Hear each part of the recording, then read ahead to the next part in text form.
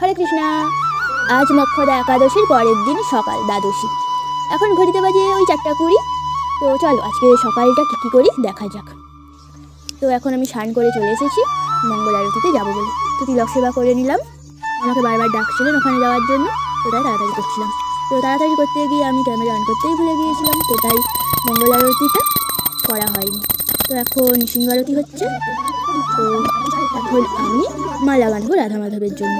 জানো তো আমার মালা বাঁধতে অনেক বেশি ভালো লাগে, তো সেটা যদি আবার রাধা মাধবের জন্য হয় তাহলে তার কিছু বলারই নেই।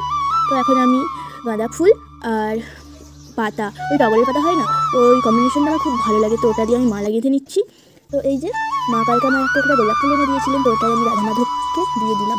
তো দেখো আজকের সাজানো আমার কমপ্লিট হয়ে গিয়েছে। তো সবাই বলবে যে কীরকম হয়েছে আজকে সাজানোটা। তো গুরু মহারাজ এবং প্রভুপাদদেরও দর্শন করিয়ে দিলাম। এখন আমি জপ করতে বসেছি।